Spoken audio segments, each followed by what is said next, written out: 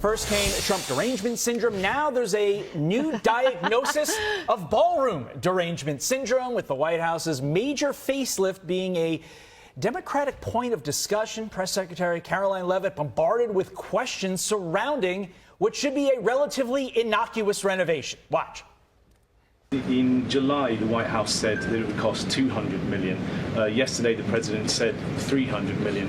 Is $300 million now the operative figure, and why did it go up by so much? Is there like an official name? Like, are we calling it the Trump Ballroom? In addition to the ballroom and the Rose Garden patio, is the president looking at any other renovations or significant kind of projects here at the White House? Joining us now to react is Fox News contributor and senior writer for the Washington Examiner, Joe Concha. That is a lot of questions for the ballroom. Do you think that people across the country are like hyper focused on the ballroom, or is it just the reporters in the briefing room yesterday? Oh, I don't think one person, if you go to a soccer game or a barbecue this weekend, tailgate, no one's talking about this except those suffering from BDS, ballroom derangement syndrome. If you suffer from that for more than 4 hours, see your shrink. Look, then President Obama spent $400 million nearly on White House renovations in 2010, and the media was in awe of it. Jackie Kennedy renovated the White House, and it was so embraced by the media and the public, they actually televised a special on it. It was viewed by 80 million viewers, and Jackie won an Emmy Award for it. So why do I get the feeling that if maybe a Democratic administration was adding a ballroom to the White House, that we wouldn't hear one word from those like Hillary Clinton, who went off on this, talking about the sanctity of the White House and how special it is when she and Bill Clinton literally rented out the Lincoln bedroom to 938 people. So maybe take 2 seats on this. You see all the renovations there on your screen. You could go down the line, Republican or Democrat.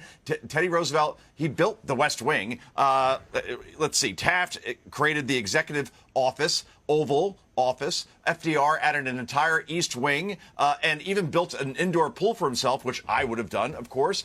Truman gutted the entire White House. Nixon added a bowling alley before he Munsoned himself. And now they criticize Trump when he's building a ballroom with his own money, not taxpayer money. I mean, just shut the front door, guys. That's what I don't understand. Shut the front ballroom door. Joe Biden had said, hey, I'm taking the money that Hunter got from the Chinese and the Ukrainians, and I'm going to put in an ice cream parlor. We wouldn't care. I know. Because it's his money. You want to donate to the American people? Fine. I don't get the backlash. And also, I've said this point before we move on to the next topic. Home renovations require demos. You need a demolition. You can't renovate it without demolishing. Anyway, we move on. This whole thing is so silly. Got to get into this. A Texas Democrat running for Congress called out for saying this about dealing with political opponents. I'm from the hood, okay? So when a bully comes, like, if there are no rules, you literally have to figure it out. So Donald Trump has changed things, and people trying to do what's always been done is not going to work. So if you hit me in my face, I'm not going to punch you back in your face. I'm going to go across your neck. We're a little short on time, so I'm going to ask you a real short question. How many Democrats are going to come out this weekend and demand she drop out of the race, Joe? The same number you get when you multiply a number by 0, as in 0. Aaron Burnett, by the way, CNN, just let that go. And trust me, that's what gets Democrats booked these days, everywhere from Stephen Colbert to CNN. Say something completely reckless, irresponsible, and dangerous, and that's what gets you more airtime. Just ask Jasmine Crockett. This is how it works, and trust me, she'll be co-hosting The View within a week. That's the prediction here, Joe, Todd. we got to leave it there, but thank you so much for joining us. Have a great weekend. Kid Rock is here. All right, Kid, we're hearing from sources that you might be the one to be the first to play in the big, beautiful ballroom. Is that true? Man, I hope so. Ball till you fall. That's what I say. Can you believe people are getting this worked up over a ballroom? Well, I've heard all the talking points like you have from the left wing, especially the media, which is, this is the people's house. That is correct. That is the people's house. And guess what? We, the people, elected this man overwhelmingly to be in that house. And he's going to build a big, beautiful addition. It's not going to take any of the taxpayers' money to do it. And thank God, if he's going to sidestep a few regulations, which I don't know that to be a fact, but I wouldn't be mad at him. I've built some things and trying to get things done with I can only imagine the regulations if he tried to do it all exactly by the book. It'd be like, all he has to do is say, we're going to put in a gender-neutral bathroom, and they'll be like, oh, we love your ballroom idea. That's all he needs to do. And then they'll be dancing the night away. Another guy we just saw dancing the night away, this guy in Maine, you know a couple guys with some crazy tattoos. Have you ever seen a Nazi tattoo on a Senate candidate? Unbelievable. Unbelievable. Yeah, and how they just brush it off. Like you just saw Bernie, like he just went through a dark time. I'm like, wow. All right. I mean, if we're giving hall passes like that, then let's just give them on both sides. I'm not saying people don't go through dark times, but come on, this guy's a clown. Just look at him. I mean, I've been through some dark times. Never got a Nazi tattoo, but these are the new rules. How about your friend Yolanda from Texas? Yolanda, the neck slicer. I mean, I hate to speech police. It's not my thing. But, I mean, this is hot. This is getting hot out there, and she's going like this. I wonder sometimes, like, this is a slippery slope because it's like at the inauguration when Elon raised his hand to say something, and they're like, they freeze it, and they're like, he's making Heil Hitler salutes or whatever. Maybe she's just that dumb. Like some people are that dumb where she didn't, God bless, didn't think about Charlie Kirk and the tragedy there, and just, I'd like to think that was the case, but maybe I don't know. Maybe she's. You know what? Either I'm way, going with she's an dumb idiot. too. Whatever. We're going with dumb. I think you're right. Let's not overthink this thing. How sad is it? Barack Obama. He's at Cafe Milano in Georgetown. It's not a big restaurant, beautiful restaurant, and his vice president Joe Biden is there. And they don't even talk. They don't even see. They go out of their way to avoid each other. What is that about? Unreal. I mean, he's probably, thinking like Trump's. Look at him. He's like juggling 9 great things where they're putting our country on track, getting peace deals done. He's going to build a big, beautiful ballroom, and he's like, and this guy who had his vice president couldn't put 2 Legos together. He's probably like, let's just get the hell out of here. I don't know what's going on there, man. That's sad. It is sad. It is sad. Well, the Pence-Trump thing was also sad, but this is even worse. Kid, what do you have coming up?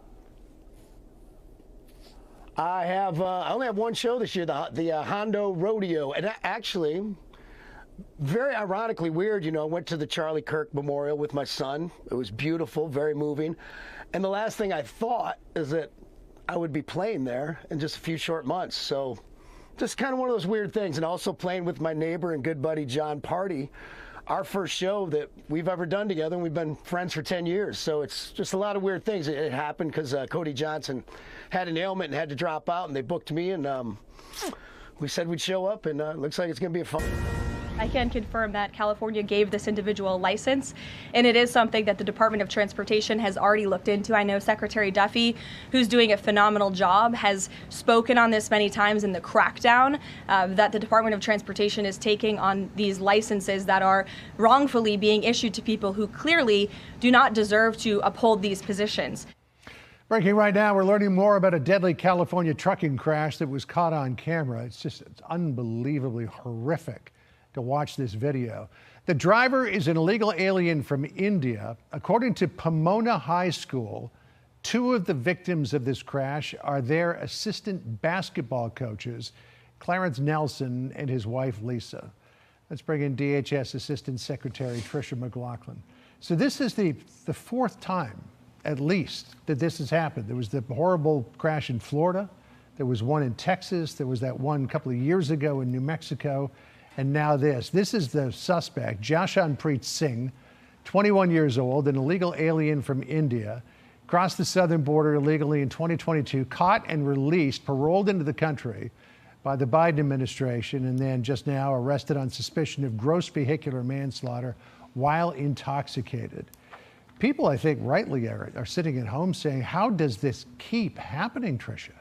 And it keeps happening. We just saw this last week out of New York. John, you might remember that there was a commercial driver's license given to an individual where his name said no name given. The fact of the matter is these sanctuary city politicians are putting public safety at risk. This individual was intoxicated while he's driving a big rig vehicle, incredibly dangerous. He entered, as you said, in March of 2022. He was released into the interior of our country by the Biden administration.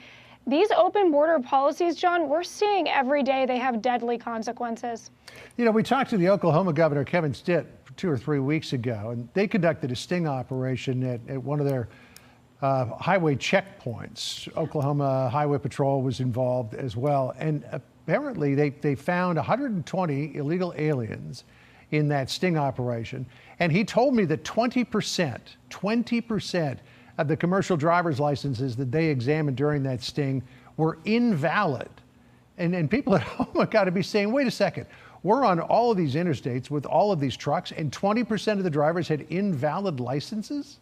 Oh, it's stunning. Absolutely. And this is something Secretary Noem and Secretary Duffy have been working in collaboration on. You saw Secretary Duffy announced just a few weeks ago that he was going to withhold funding from the state of California because they are not complying by the commercial driver's license regulations that should be implicated to make sure that Americans are safe. But John, we have, young children, families driving on our streets. We should be able to trust that our state and local governments are appropriately giving out these licenses. Instead, we're giving them to illegal aliens who may not even be able to speak our language or understand the rules of the road. It's really horrifying, and this is something the Trump administration is really dedicated to cracking down on. Yeah, you mentioned Secretary Duffy. Here's what he said in response to what happened in a couple of these events.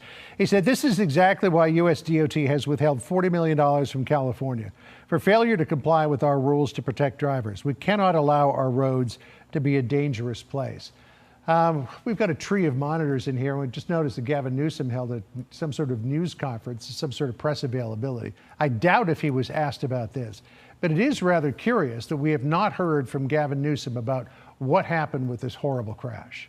No, we haven't heard from him yet, and he fails to address it time and time again. But he continues to put politics ahead of public safety. These should just be basic measures to make sure that those who are given really a huge responsibility to be operating these massive vehicles on our roads, that they can be able to understand the rules and regulations that are out there, that they can be able to understand the road signs. So whether it be the fact that he's vilified law enforcement or the fact that he's tried to obstruct law enforcement, aiding and abetting criminal illegal aliens. Time and time again, we're seeing with Governor Gavin Newsom, he fails to do the right thing, and he puts politics ahead of the public safety. Real quick question. Is there anything DHS can do to get these dangerous people off the roads? We're continuing to work with Secretary Duffy and also look at legal implications. What can we do with the Department of Justice on this matter? All right. Tricia, great to see you. Thanks for dropping by. Really appreciate it. Thanks for